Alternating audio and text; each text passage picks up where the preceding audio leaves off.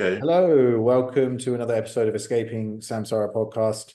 I'm Nathan. I'm here today with Bante Panna.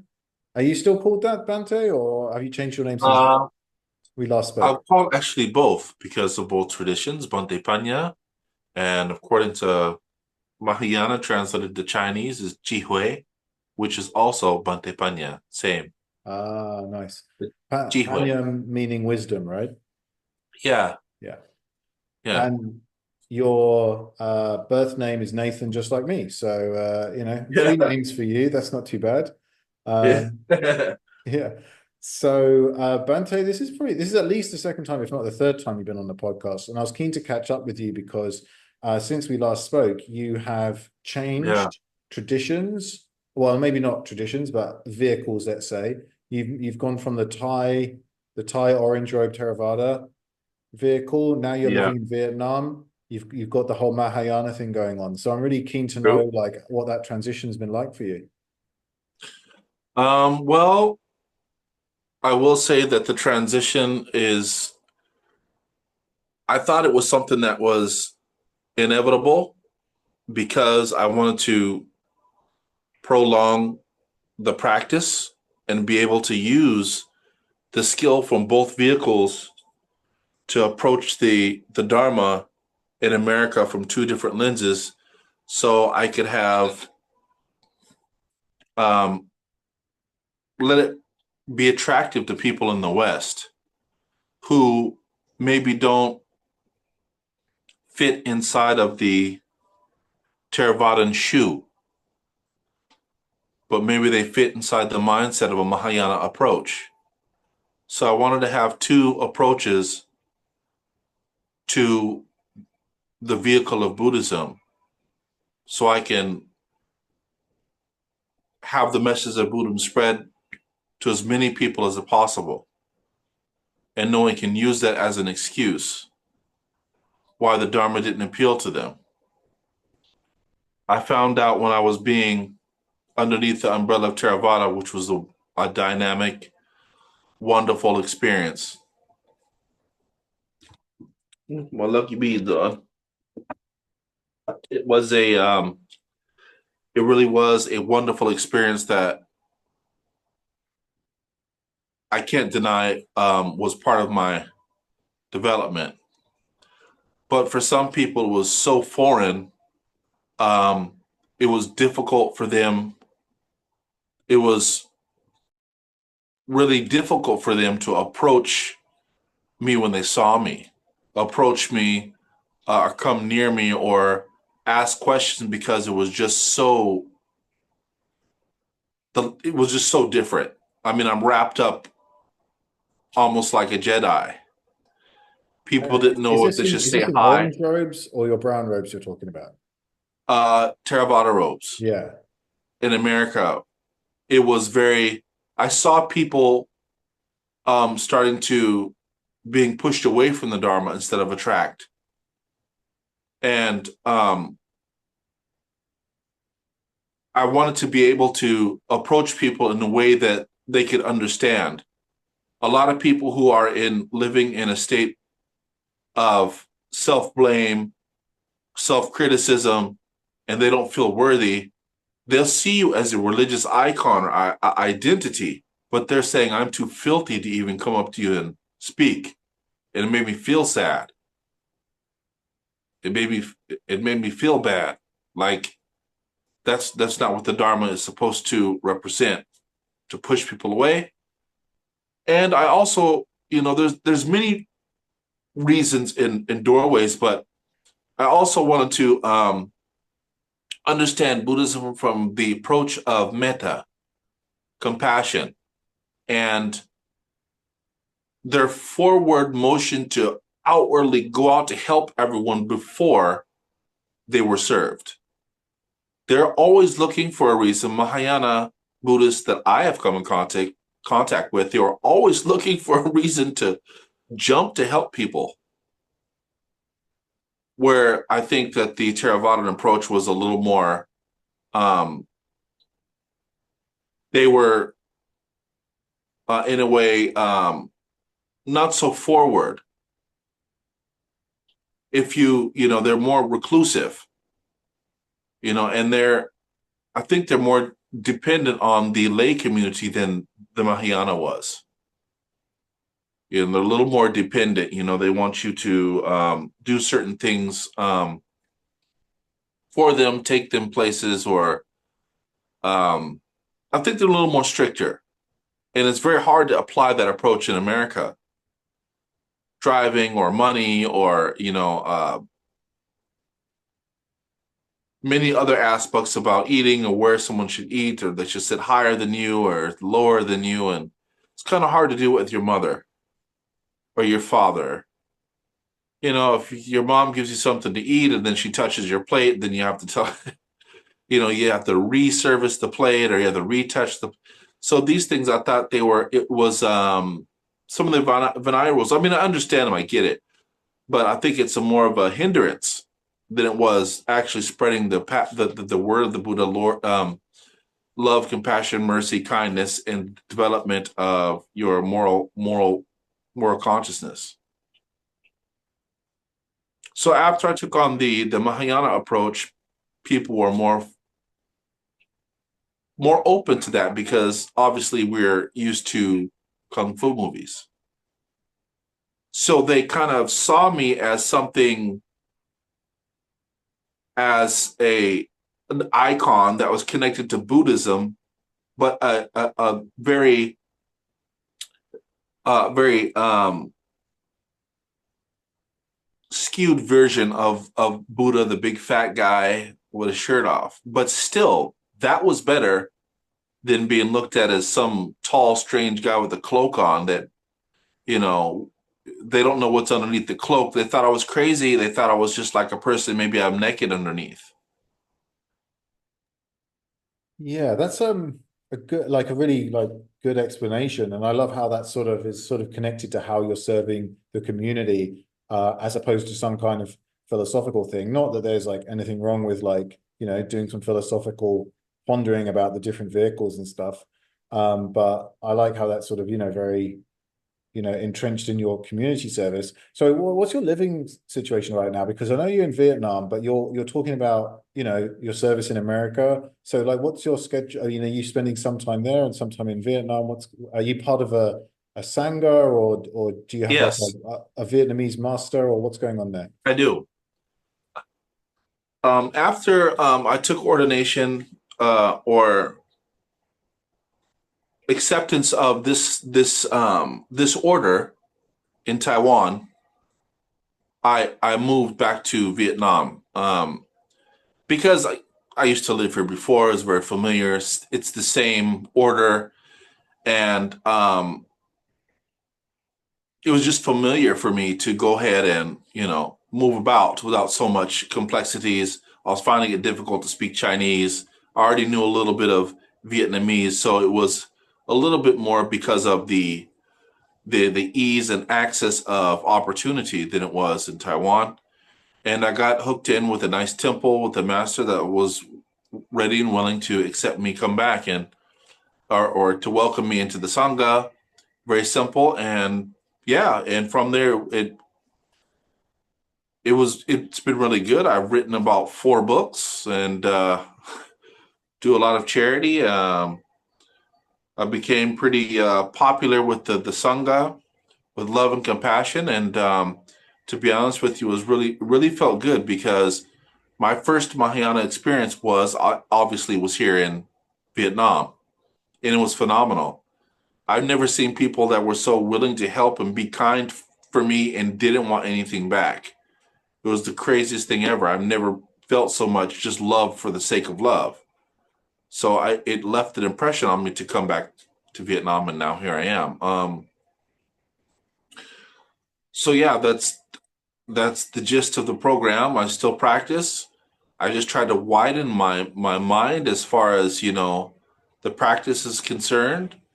Um, Instead of trying to run away off into the mountains, I try to run away to the dark spots inside of my mind and try to brighten them. What do you mean? instead What of do you mean running by into that? it. How does, what precisely is going on there? Are you meditating? Are you doing something? What's going on there? Yes, meditating, but expanding the understanding of just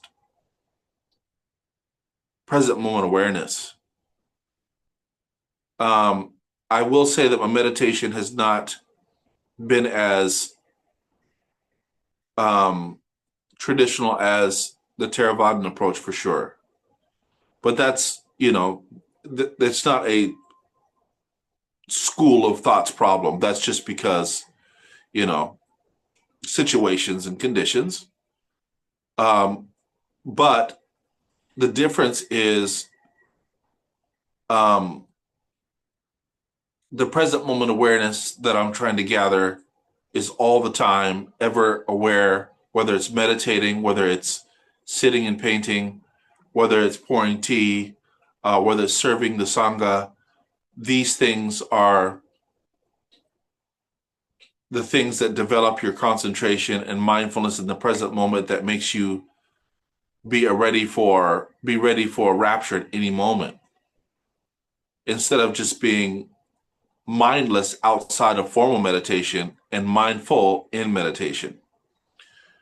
And it doesn't mean that the older school is Theravadan school is to be blamed for that. They don't preach that obviously, but it just seems that practical practice people forget that outside of meditation is where the real battlefield is.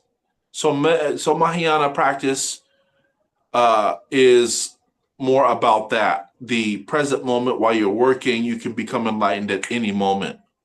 So always keep your mind clean and recognize what you're always thinking about. And is your thoughts going to be productive for your practice?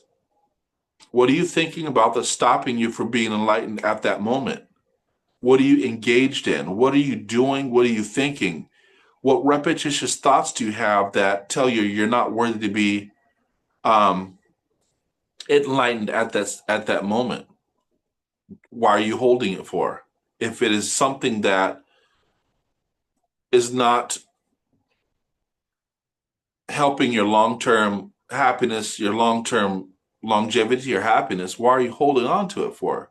Who's forcing you to hold on to that? And who is the voice that's telling you you're not worthy? Why are you listening to it? What stake does he have in your investment? How much property does he have in your investment of enlightenment or just being closer to the bodhisattva values or the saintly values or enlightened being, the arahant values? And if he doesn't have the qualities to be enlightened being, why are you always hanging out with this person inside your mind? What do you guys have in common together that share that they need to be with you to be listened to? What do you guys have? You obviously you guys have something that you guys are both um, benefiting off of the same plate of food. What are you guys eating together so you can get away from them? So the practice in itself in the Mahayana tradition is really helping me battle through some of the dark spots in my mind that we spoke about earlier, meaning those kind of hidden spots that you forget about when you're buried inside of a cave or inside of a mountain, you're in a forest. They just lay dormant. They're not gone. You think they're gone. No, they're dormant because they're not applicable at the moment. But what happens when you get back on the plane and you go visit your mom or dad, or you come down and back into the city? Now they're there again, but you have neglected them because you forgot that they were there. Yeah, So that means, this is such an important point and such an important like tension that has gone through like the whole history of Buddhism, the whole kind of, because it has sort of been at various times an ascetic tradition or a renunciant tradition, still is in a lot of ways, then there's always that tension between like, well, are you living in the world? Are you living out of the world? Okay, you're a saint when you're in the monastery, but you lose all that as soon as you step out of the monastery. And that was something that I was acutely aware of ever since I started doing retreats, where you would do a retreat and everything would be great. And then you would leave the retreat and everything would go downhill. And Yeah. I think what you're speaking to is the real wisdom that is that the moment is I'm going to butcher this, but like I'll just quote what Daniel Ingram said, which I think about a lot. It's a nice line that he said on a few episodes ago. I interviewed him on this podcast, and he said, why are you waiting to wake up? This moment is as beautiful and terrible as it's ever going to be. So do it now, and Yeah. it's not about these outside circumstances, right? Yeah. It is as beautiful as it is terrible. And I think that's a really beautiful statement. I think that's an interesting statement to ponder and think about. And it's going to tell you, from what I understand from that, is whatever path you're going to pick, you're always going to be in the middle path. So stop trying to get off of the middle path. You're always going to be on the middle path. How The so? only way you Always in the understand middle. beauty, the only way you understand beauty is through ugliness. The only thing you understand ugliness is through beauty. You're not going to be able to escape them. You're always in the middle path. It doesn't matter what path you pick. You're always going to be in the middle of a choice, left choice or a right choice. You're always going to be in the middle. So make the best of it, whatever you got. And remember, you're not forced to be upset with something or in disagreement. You're not forced to be like that. You're not forced to die scared, angry, sad, or you're not. Those are all mindsets that you can control yourself. You're But not forced to can be you anything. control them though? I mean, because you've meditated a lot, like I've meditated an okay amount, like, and I can sometimes control my mind states. Do you know what the thing is? I don't control them. What I do is I don't react to them. I just let them hang out. But which is much better than what I used to do, which is just completely panic. But there's a lot of people, if they haven't practiced meditation or the Dharma very much, they might be listening this to saying, well, how can I control my mind? Like if it's just chaos in there, So are you speaking to people who are trained here, or what's your sort of point here? I don't want to come off like a meditation master though, I still have a lot of problems with my practice, and I don't want to make it seem like I'm some type of Dharma master. But I am the master of my own circumstances, the master of my own affair, my own experiences. And when I'm developing the practice, I realized that there was a stagnancy in my mind because I was too busy trying to control the outcome of the meditation instead of being within the meditation and seeing what I could do there. And that kind of, it kind of hit me that point, just that piece of information, like what could I be doing in this meditation? Because if you're not thinking in that way, you're doing comparative. You're in a comparative mindset, and that'll kill you. That'll kill your practice. My meditation wasn't good like last time. My meditation wasn't good like that one time, or I wish my meditation could be like. And then that just breaks off into a lot of problems. The wanting to the bhava tanha, which is the craving for continuation, or you want to the craving for the past. And when you have these ideas, you completely miss the present moment. What are you doing there? It allows you, the formal meditation allows you to see what's happening in the present moment, what you've done that day, or maybe the present couple days before. What's going on? What has changed within you? Kind of like a sticky note. So you're just going over your sticky notes and starting to, highlight or erase some of the things that are making you feel more mentally adept to the situation, mentally aware of the situation. I don't know if that was a good enough explanation, But Um, yeah, go on. I know that when I'm sitting there in meditation, I like to think about my breathing and what's making my breathing fluctuate, what's making my heart beat faster or slower, and what are the repetitious thoughts that keep coming over and over and I can't get rid of them. If you're having repetitious thoughts, you can't get rid of them, you need to stop doing that immediately. That is one of the things that you got to stop doing. Repetitious thoughts about some type of desire, some type of harming of another, some type of retaliation, some type of sad event. That's the thing you got to attack first. And how are you doing that?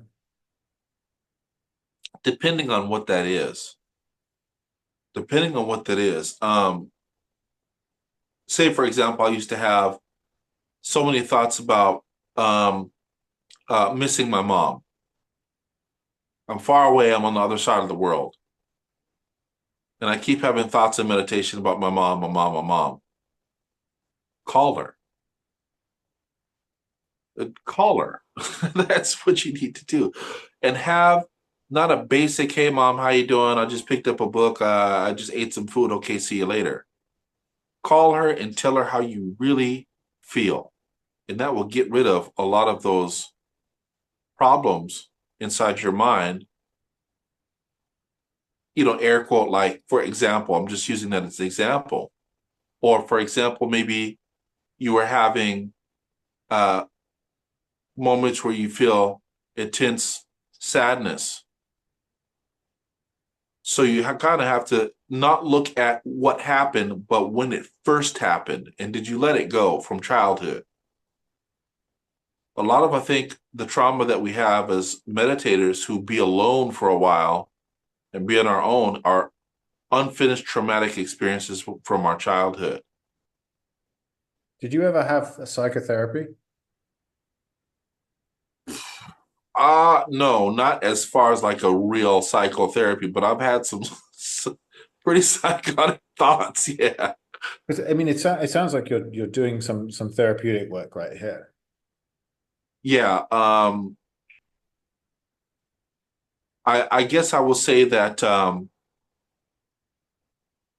it took a while to be able to open up and accept things for what they really were and accept that I'm having a lot of troubles in my mind because of unhealed trauma or fears to think about where they came from and how long they've been there and how that they, because of those fears, it made, channel, and directed the way that I moved in life. And obviously, when you're meditating, it feels great because you're unlocking all these doors that were previously closed, and now they're open to you. So, because of meditation, all these doors started to open, and I started to actually look inside these rooms and started to see what was there. And also looking at looking at your friend group. Looking at your friend group will tear you up, buddy. if I mean, and this is I say this for everyone, but also especially for lay practitioners, is because your friend group is a direct mirror of you. Not the people you like, the people you dislike. Not the people you like, the people you dislike. Now, it's not saying, Nate, I don't like you. You're a dum dum.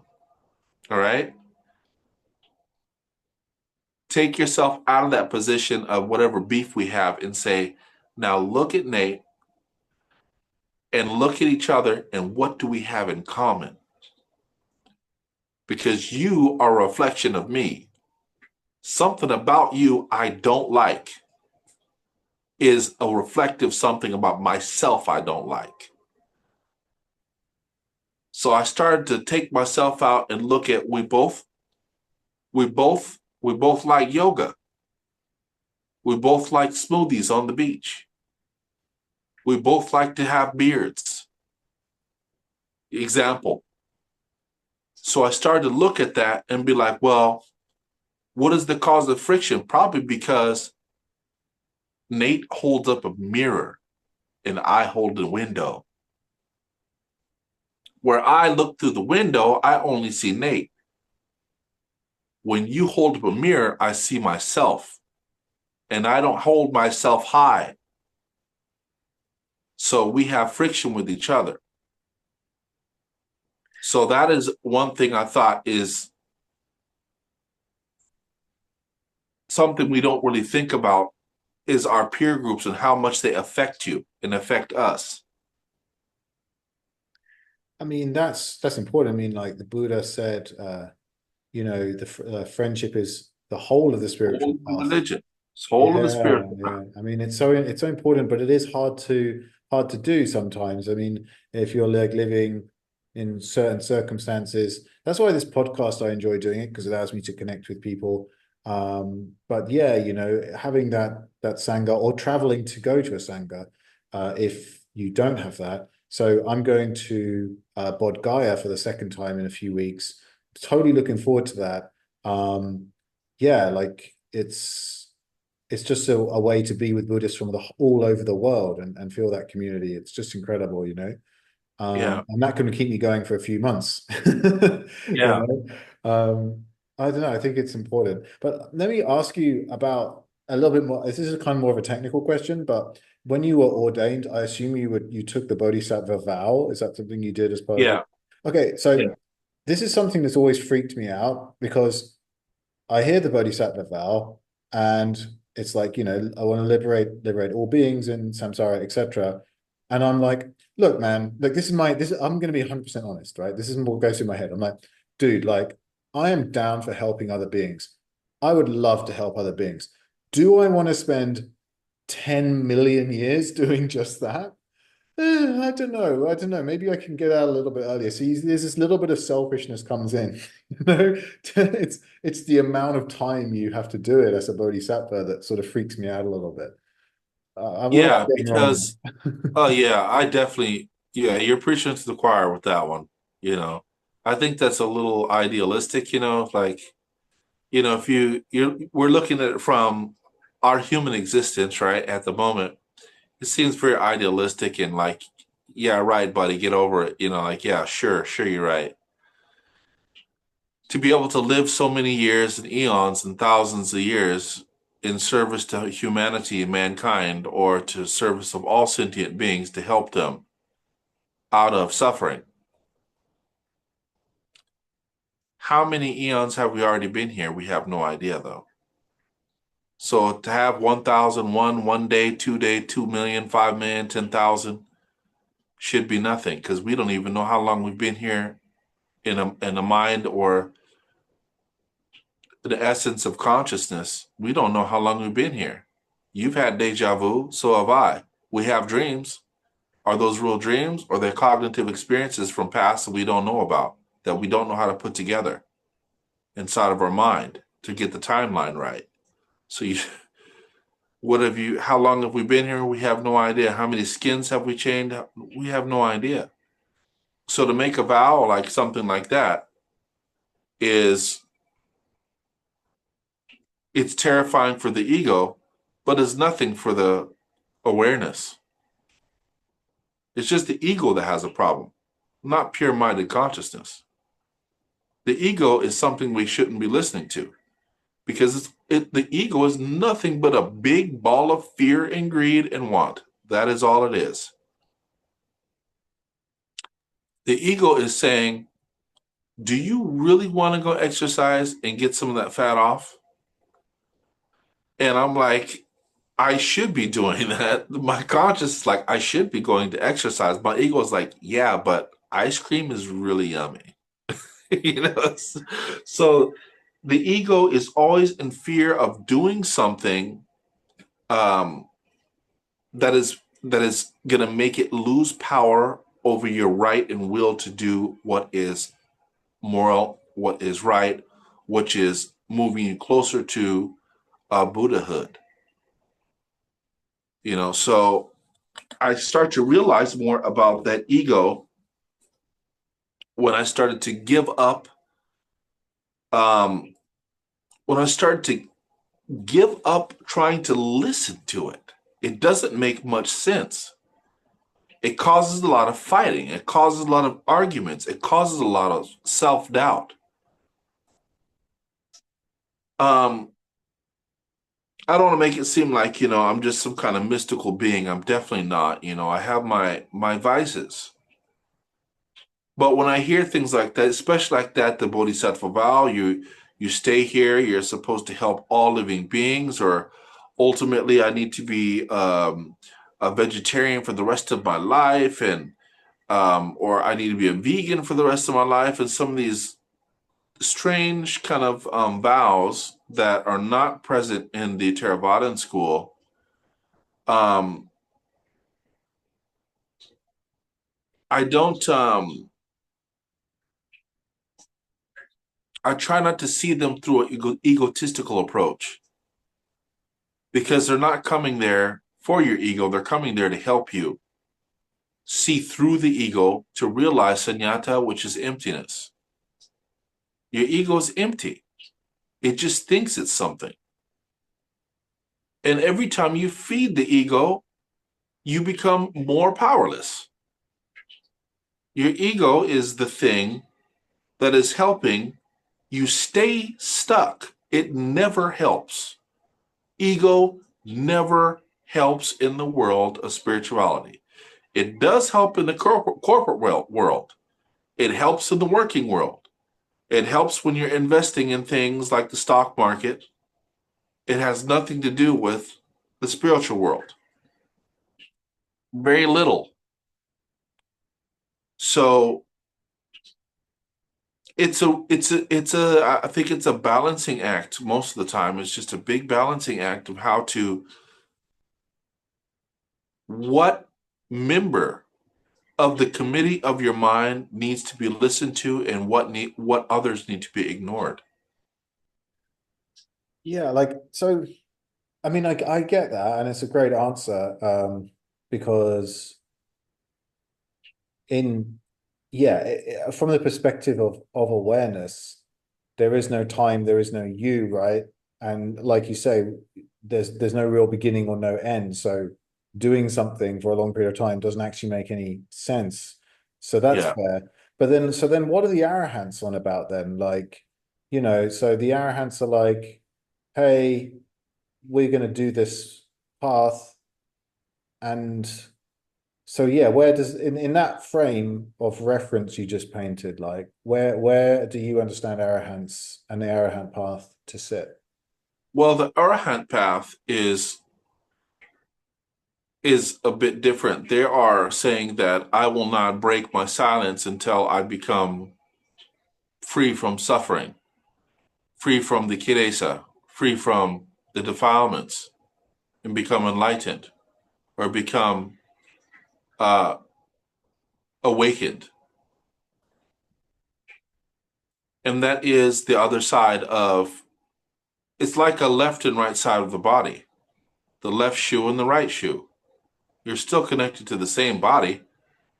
All human beings don't think exactly the same. Some people prefer that vehicle, and it's accepted way. It's like putting on a left shoe and walking the same path, or putting on the right shoe, the Mahayana, and walking. They're still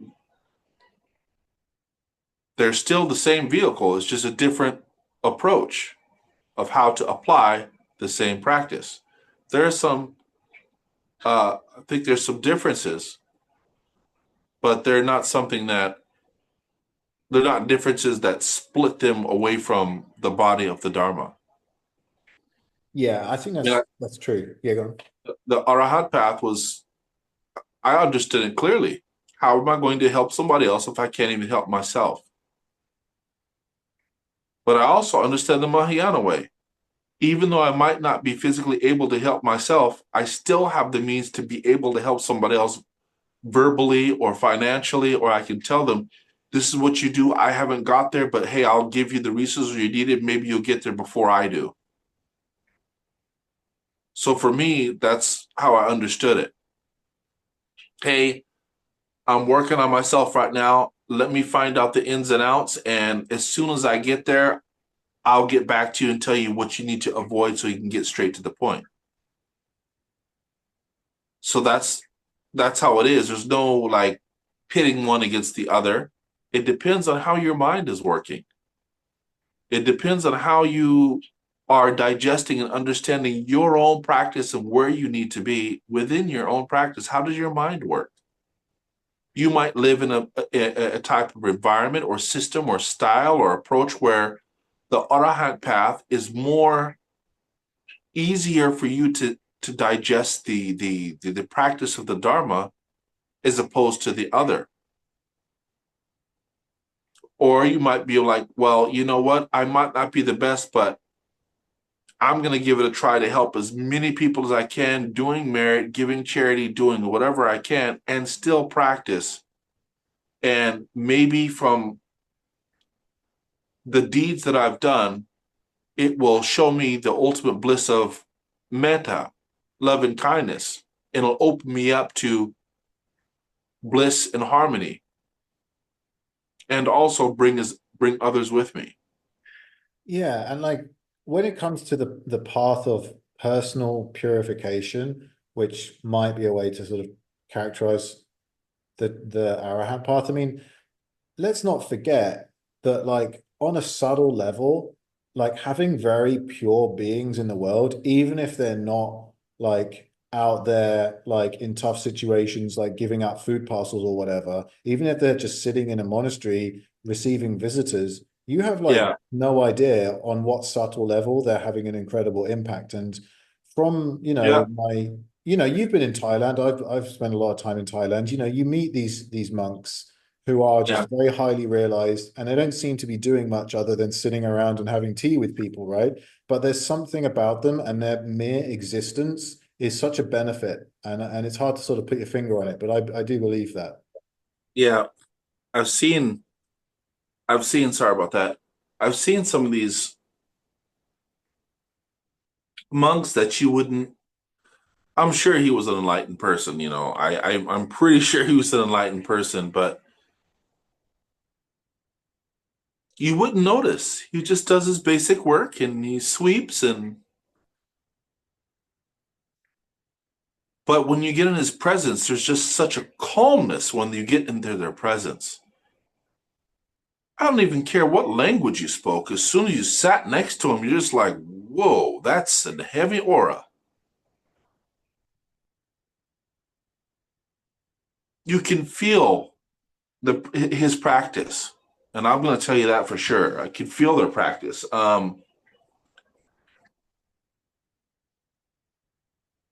This is the benefit of practicing and accepting love and kindness as the way, and putting yourself through situations where you must develop, practicing how to live with humility, humbleness. You'll see it through the person, whether they be monk or nun or lay person. It's easy to, if you're practicing, if you're sincere, you can definitely feel and see it. Um, it's a weird feeling for me, at least, because once you sit in their presence, you're filled with remorse, like a deep sense of remorse, like you just want to break down in tears, and you have no idea why. They're sitting there stirring their coffee, and you're just like, they're just sitting there, and you just feel like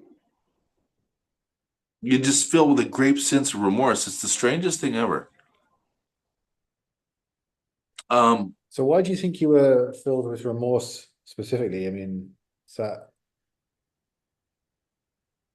um, it'll make you think about all the time you've wasted. ah Here's a person who is a direct, he's a direct, she's a direct,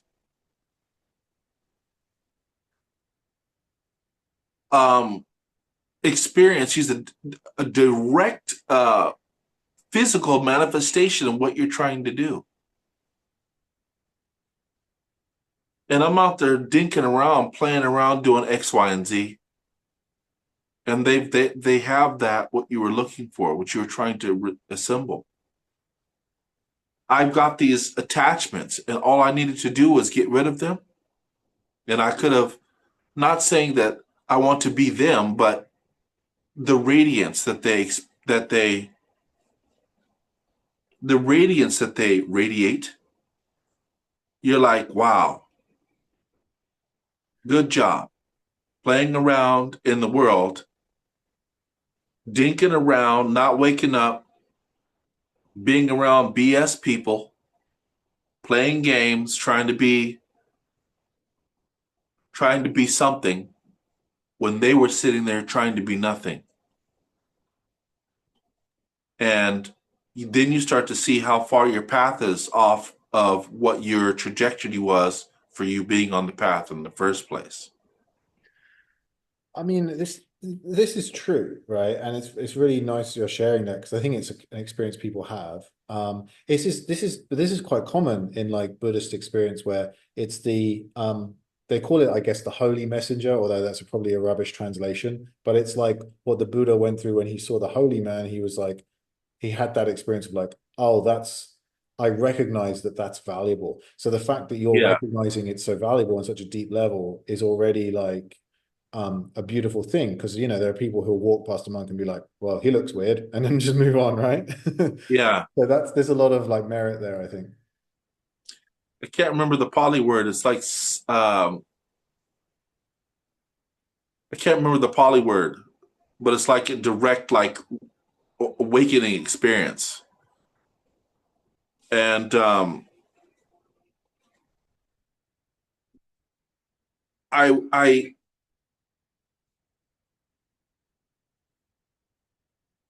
I'd like to have those experiences, and I wish I had more. But the higher you raise your frequency in your practice, whatever your practice is, the more closer, the more you will frequent these type of people. The more that you become, for example, the better your yoga gets, the more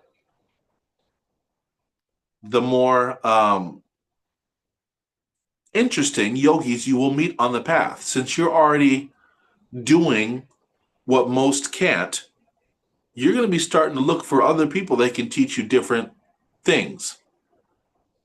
And because of your practice, your penitence, your dedication, when you meet that yogi, you're going to look at that person and be like, yo, that yogi is the one. I don't really need to do much to know.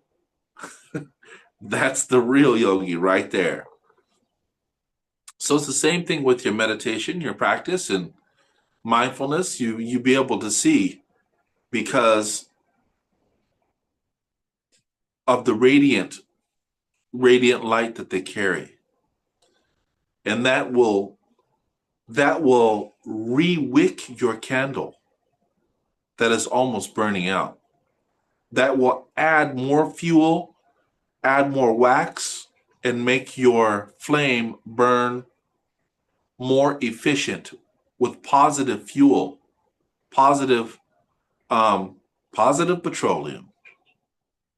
Because you have to think right now, we're burning on a lot of toxic chemicals, and we think that we need them to keep our vehicle moving.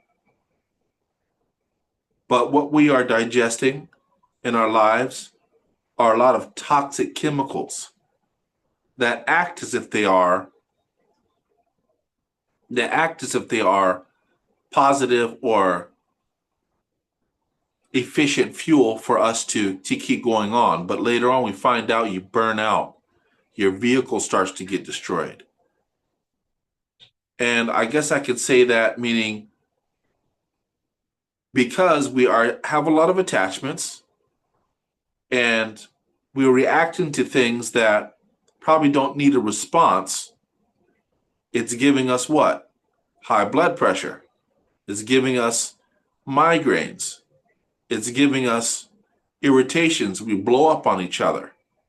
It's giving us the wrong effects of our spiritual value and where we're trying to be at.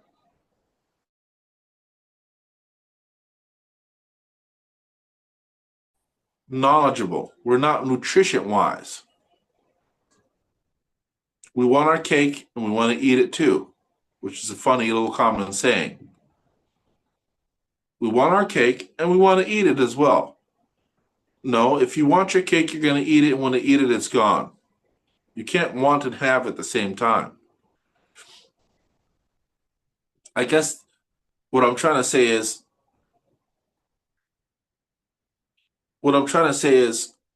we have to sacrifice between what you need, what you want, what you need, what you want, and what you desire. What we need is probably not what we want. What we want is what we want is what we desire, and what we desire is what we don't want. Why I say that is because what you desire is what's going to cripple you. What I wanted was a desire, and I know in my mind that desire is not what I need. So how do you, I don't know, work with the wanting and the desire? Like, do you stop doing it, or what do you do? That, for me, I've realized that it really depends on your mind and your practice, your boundaries that you set for yourself, because your ego is all wrapped up in that want, desire, and need. All your ego is all in that. It has a lot to do with your kilesa, meaning your I hate using that word, but sinfulness, mindlessness, all wrapped up in that whole thing. Your power of resilience, your current path that you're on, your situation. There's a lot of things that add up to understanding between need, want, and your desire. Because sometimes you get what you need and you are just sit there and you complain about it. You get what you need to keep you on the path, but you just sit there and complain and complain and complain about it. But it's what you need to grow. Yeah, I think that's Because probably me. Because I'm just like, I'm always huh? like, kind of like, oh, I'm tired. I don't want to have to do this, blah, blah, blah, But I am growing just massively slowly. So, like, yeah, that's kind of what it is, what it's like, I think. When you want things, you always want it quick and fast. You want to dump all of the wisdom it took you to get there. AI. All you have to do is open chat GPT. You know anything in the world now. Before it took a level of research. You don't have to go like a snail. But there was a type of wisdom that you learned how to open up a book, write things down, look on the internet, ask a few people, communicate, read some things, have a moment of reflection. Not anymore. ChatGPT has it all. So you cut out the development of wisdom and application of the practice of applying the wisdom. It doesn't mean I'm anti AI or something. It's just an example between needing and want. Because remember, there's a lot of what we don't use right now is the effectiveness of our concentration, which is what helps us in our daily lives. That helps you in meditation, helps you in yoga, helps you playing the piano, helps you doing your artwork is concentration. We are lacking the basic needs of concentration because of the ease of want and desire. The ease of want and desire makes need so much, it makes need unappealing. I don't need to do that. I just want to do that real quick. Yeah, I mean, this is like this the whole disciplining your mind thing. I mean, just wondering, so since you changed from Theravada to Mahayana, has your meditation practice changed? Have they given you new meditations to do, or is it kind of the same? I'm going to tell you right off the bat that I think that Theravada practice, as far as meditation is concerned, Theravada practice better. In my experience, my experience. So I is don't know that about like, others, so but when you're talking about the difference, what do you mean by Mahayana versus Theravada? Like, because I in Mahayana, for my limited experience, is sort of resting in awareness type stuff, whereas in Theravada, very basically, they want to focus on a dharma or on a thing, whereas in Mahayana, it's much more releasing the focus on anything. That seems to be the main general difference, yeah, right? yeah. But I mean, as far as formal meditation practice is concerned, Theravada is more, you know, sit, walk, lay down, or sit, walk, and do basic activity, sweeping, or basic cleaning, and stay in mindfulness. That's all you do. That is their big thing, is to sit down and make time to meditate, and that's pretty daunting as well. You don't making time for meditation is also part of the practice, but that's their focus. To stay inside the book, to sit down and meditate, sit down and meditate, and sit down and meditate. But Mahayana is like, yes, sit down and meditate, but also do X, Y, and Z, do charitable acts, or farming, painting, and many other different things, which doesn't make it wrong. I love that aspect, but they're not really big on go sit down in the forest next to a tree. They're not really big on that. They do a lot of community outreach, which I thought was a wonderful. I love the community outreach part because we need that back in America. We need the community outreach. Where Theravada was more reclusive, where they're like, well, I'm going to go into the mountain and be there by myself or with 2 or 3 members only. If you need me, I'll be up there. The world is on fire. And they're like, well, yeah, the world is on fire, but not in the mountains. So it's just a different approach. Like Mahayana do a lot of study, a lot of book study, a lot of book study. Um, Do you think the book They have study more helps? Zen Chan approach. The Chan monks do a lot of meditating though. They do a lot of and they're pretty extensive. Chan Buddhists of the Mahayana world, they're pretty intense, really intense. Um, and they have a lot of common ground with them in the forest monk practice as far as Mahayana and Theravada are concerned. And I don't say that like they're against each other. They're not. Like, remember, it's a left and right shoe. It's just the same body, just a left and right footprint in the sand. Same body. So I don't pit them against each other. It's just for those who prefer one, try it. If one prefers the other, that's great. It's not about a school of thought more than it is about you emptying out the illnesses of the heart and mind and the toxic behaviors that stop us from developing the practice. One thing that I've noticed is that I've been studying and practicing more Mahayana stuff in the last few years.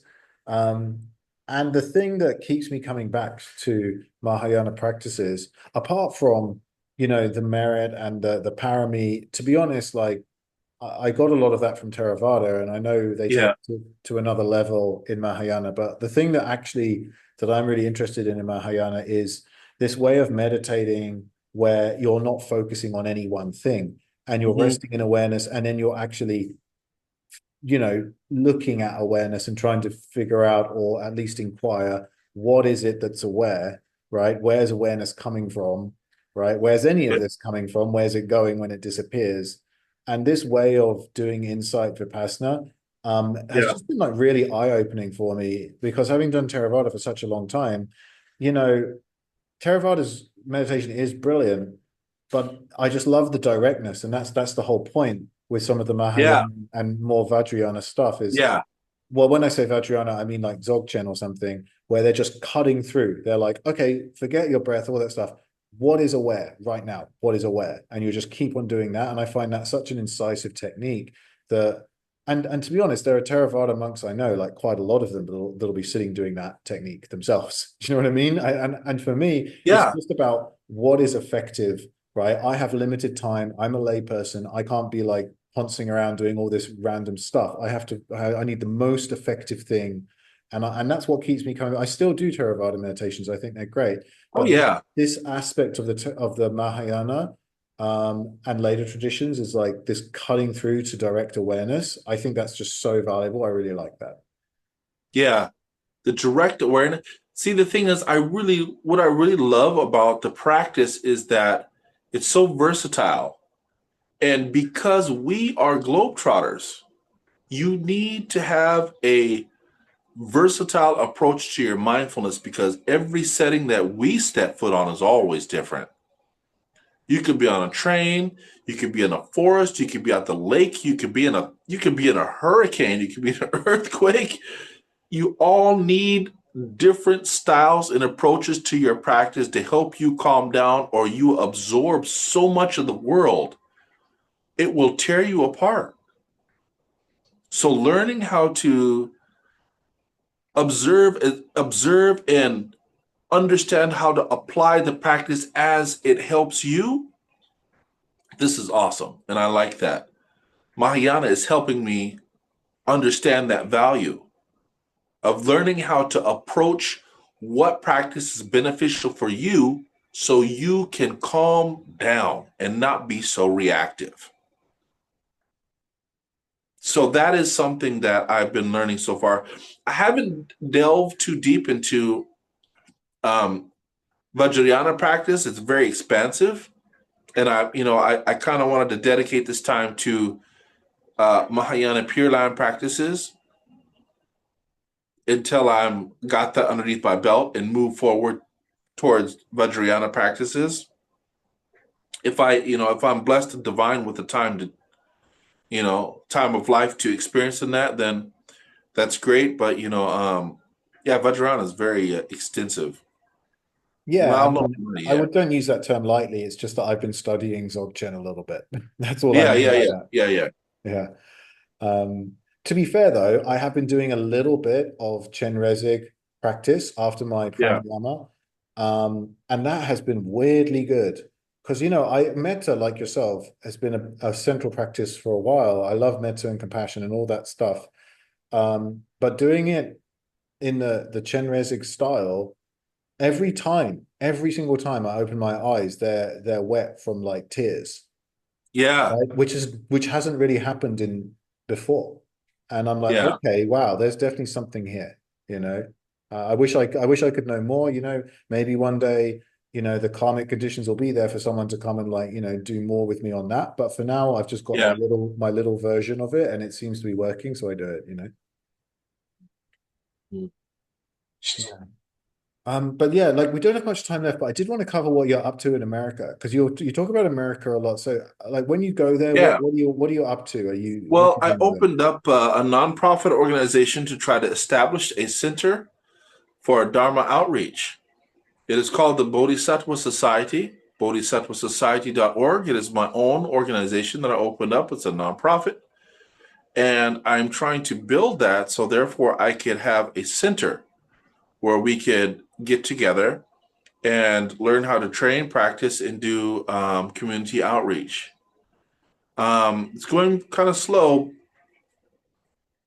but I hope to make it bigger. And I'm always looking for people that want to put together something for ideas to do outreach in America. And I think that not only in America but at the time being, um, I just want to do more with my practice of love, kindness, and helping because the Mahayana, they helped me a lot, man. And I've saw the effects of how they help improve people's lives. Obviously, my own. I want to do the same. I want to be able to help and be I want to give, help, and make people feel happy. You can't obviously make people happy, but make them have more reasons to be happy than not. We're suffering pretty bad in America. And people have a lot of reasons not to love themselves. But I want to give them the option that that is just an option. That's just one side of that middle path. You have a lot of reasons why you should love yourself. And a lot of people feel that way because they have the opportunity to help others. And that makes them feel themselves with more love. Okay, let's get together and put some stuff together. Are you on the baby monitor? You look like you're looking for babies. Yeah, I think I might have to wrap this up. Yeah, but this is good. We've gone for a good amount of time. This has been lovely, Bante, to connect and chat with you again. Really pleased with what you're doing. It sounds like great work. We'll put like links to your books and the bodhisattvasociety.org. We'll put that in the links. Yeah. Yeah, so yeah, thank you so much for joining us. Yeah, thank you, man. It's very nice to see you again. Okay. Yeah, thank you. Satu, Uh, amita po.